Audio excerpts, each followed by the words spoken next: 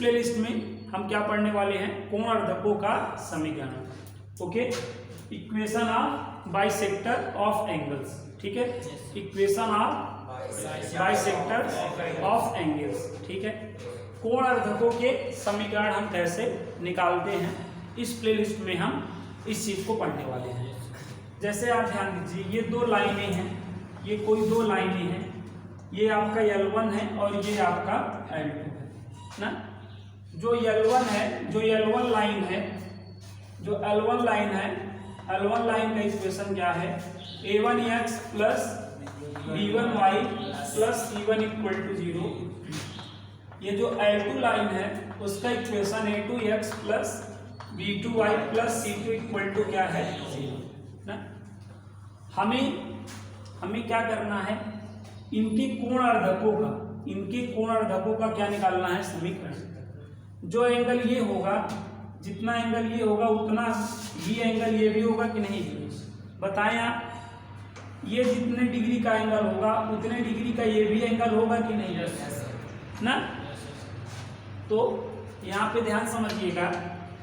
अब हमें क्या करना है, यहाँ पे जो एंगल्स हैं, यहाँ पे जो एंगल्स बन रहे हैं, उन एंगल्स के ना हमें कोण अर्धकों के समीकरण निकालने हैं। जो भी कोण बने हैं, ठीक है, कोण को आधा करने वाली जो लाइन है, एंगल को बाइसेक्ट करने वाली जो लाइन है, उस लाइन का हमें क्या बताना है, इक्वेशन बताना है। ठीक है, कोण कब बनते हैं आपको ये बात पता है, जब दो लाइनें क्या करती हैं, इंटरसेक्ट करती हैं, प्रतिच्छेद करती हैं, तो उनके बीच जो रोटेशन हुआ होता है वही क्या कहलाता है, कोण कहलाता है। तो यहाँ पे बच्चों हमने हेडिंग क्या दे रखी है, कोण अर्धकों के समीकरण। तो हमें पहले कोण लेना पड़ेगा, और कोण लेने के लिए दो रेखाओं को हमें क्या करना पड़ेगा, प्रतिच्छेदित कराना पड़ेगा, इंटरसेक्ट कराना पड़ेगा, करा दिया।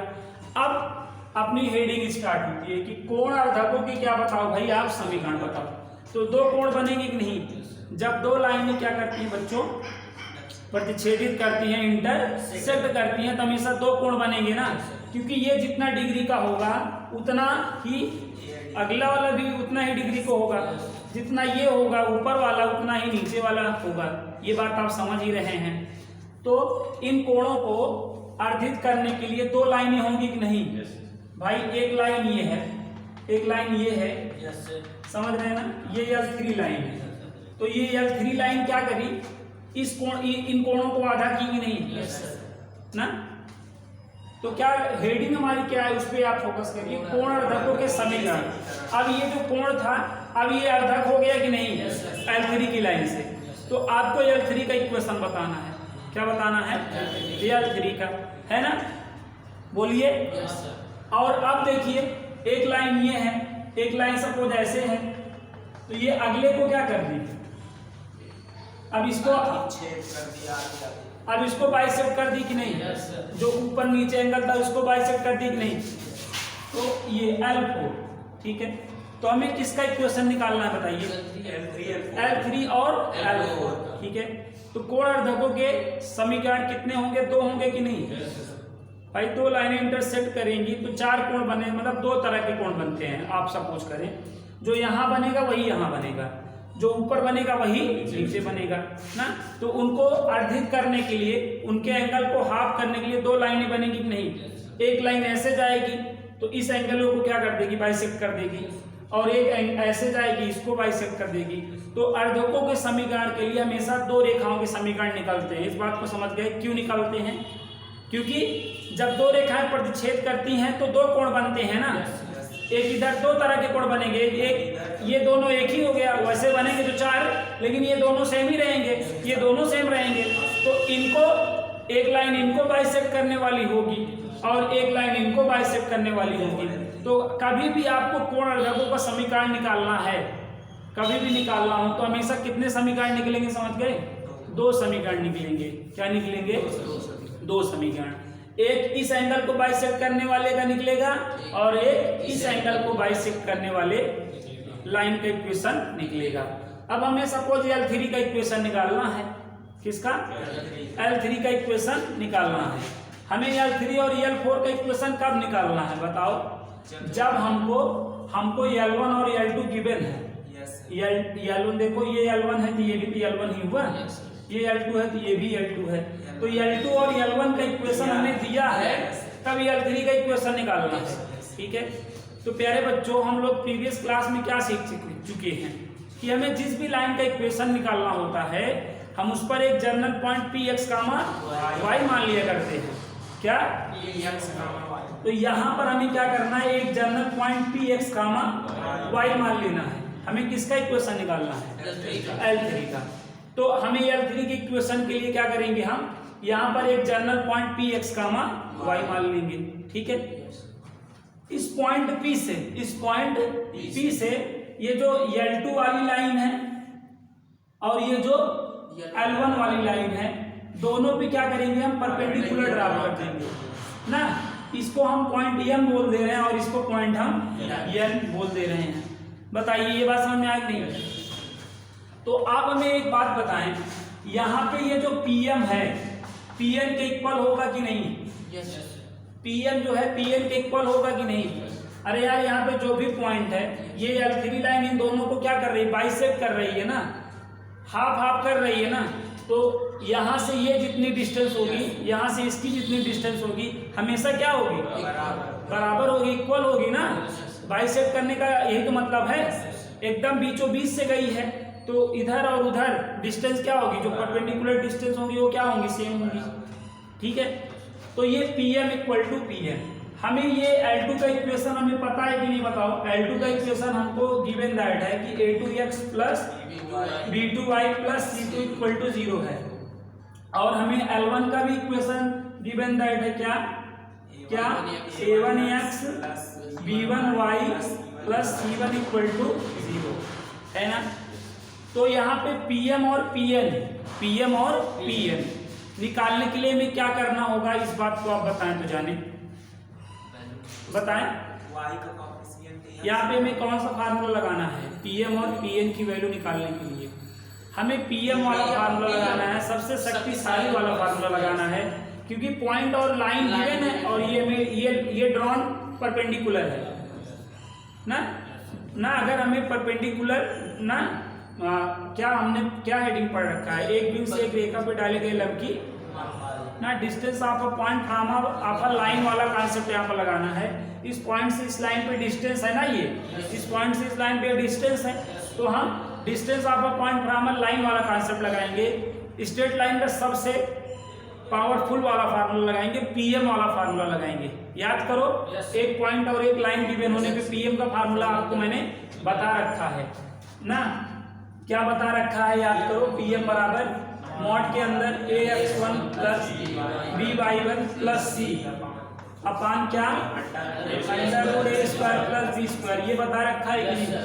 तो यही फार्मूला हमें यहाँ पे लगाना है। लेकिन बच्चों इस बात का ध्यान रखिएगा, यहाँ पे X1 Y1 का रोल कौन निभा रहा है, आप देख ही रहे हैं। X कामा Y निभा रहा है कि नहीं? क्या निभा रहा है? X कामा Y निभा रहा है ना। तो जहाँ X1 है वहाँ पे X हो जाएगा और जहाँ पे Y1 है क्या हो जाएगा, Y हो जाएगा। तो यहाँ पे PM मतलब ये हुआ कि नहीं, बताएं। तो A की वैल्यू देखो A1 है कि नहीं, और B1 की वैल्यू B है और C की वैल्यू क्या है ना। तो यहाँ पर क्या हो जाएगा बच्चों, PM बराबर यहाँ पे देखिए, ये हम यहाँ पे इसमें मॉड लगा ले रहे हैं। ये बात समझ में आ रहा है कि नहीं आपको ना? डिस्टेंस है ना, तो डिस्टेंस हमेशा क्या होगी, ऑलवेज पॉजिटिव होती है ना, बोलो। या अगर आपको यहाँ पे मॉड आप साइन नहीं कर पा रहे हैं, नहीं बर्दाश्त कर पा रहे हैं, तो कोई बात नहीं। ठीक है, अब आप देखिए PM बराबर PN है, PM का फार्मूला आप यहाँ पे लगाएंगे तो क्या हो जाएगा, बताएं। AX plus BY plus C upon under root A square plus B square, यही होगा कि नहीं, बताएं। कहाँ होगा ये? A1 की वैल्यू देखो A की वैल्यू यहाँ पे क्या A1 है ना, तो यहाँ क्या हो जाएगा, यहाँ पे A1x, यहाँ पे B1y और यहाँ C1, यहाँ A1 का स्क्वायर और यहाँ BN का स्क्वायर, यही होगा ना। और इक्वल टू PN के लिए बताओ, हाँ मॉड के अंदर क्या हो जाएगा, A2x plus a2y plus c2 अपान क्या अंडर रूट a2 का स्क्वायर प्लस b2 का स्क्वायर। समझ में आया? अब ये चीज आप सॉल्व करना जानते हो कि जैसे mod x minus 3 equal to क्या है 5। अब मॉड हटा दो तो क्या हो जाएगा, LHS साइड अगर मॉड हटा दोगे तो RHS साइड प्लस माइनस लगाना पड़ेगा कहीं, बोलो लगाना पड़ेगा। तो यहाँ पे मॉड हटाने वाले हैं, क्या मॉड हटाने वाले हैं, क्या हटाने वाले हैं, मॉड हटाने वाले हैं। मॉड हटा रहे हैं, देखिएगा ध्यान से समझिएगा, मॉड हटा रहे हैं तो यहाँ पे भी मॉड हटा दे रहे हैं, दोनों तरफ हटा रहेंगे, है ना। तो जब मॉड हटाते हैं तो एक ही साइड क्या होता है, एक ही साइड तो प्लस माइनस लगता है, और वो साइड क्या होती है RHS। तो यहाँ पे प्लस माइनस लग जाएगा, क्या लग जाएगा प्लस माइनस। तो ये किसका फार्मूला हो गया बच्चों, कोण अर्धकों के समीकरण का, equation of a bisector of angles. ठीक है, equation of a bisector of angles का ये फार्मूला होता है। ठीक है, आप इक्वेशन टेल कर रहे हो ना, तो इक्वेशन तो प्लस माइनस दोनों पे पॉसिबल है ना, डिस्टेंस थोड़ी है कि जो हमेशा पॉजिटिव लोगे, समझ पाए बात की नहीं। तो ये आपका कोण अर्धकों के समीकरण का फार्मूला क्या होता है, ये होता है। ये कैसे जन्म लिए समझ में आया भाई, कोण जान ही रहे हो, जब दो लाइनें इंटरसेक्ट करेंगी तो कोण होगा, और उसको बाइसेक्ट करने वाली जो लाइन है उसका इक्वेशन बताना था। तो आपने सपोज किया ये बाइसेक्ट करने वाली लाइन है, ठीक है, समझ गए। तो ये बाइसेक्ट वाली L3 को आपने सपोज किया। अब L3 की हेल्प से देखो PM बराबर PN किया। अब प्लस माइनस से दो लाइनें मिल नहीं जा रही हैं भाई, प्लस लेने पे एक लाइन हो जाएगी और माइनस लेने पे एक लाइन हो जाएगी। हमें इसके लिए नहीं मतलब करना है, अगर हम L4 के लिए करना चाहते हैं, जैसे हमने L3 को सॉल्व किया ऐसे L4 को कर देंगे तो L4 के लिए आ जाएगा। लेकिन L3 की हेल्प से यहाँ पे दो इक्वेशन मिल जा रहे हैं, तो एक इक्वेशन L3 के लिए हो जाएगा और एक इक्वेशन L4 के लिए हो जाएगा। तो आई होप ये बात आप लोग समझ गए होंगे, ठीक है। तो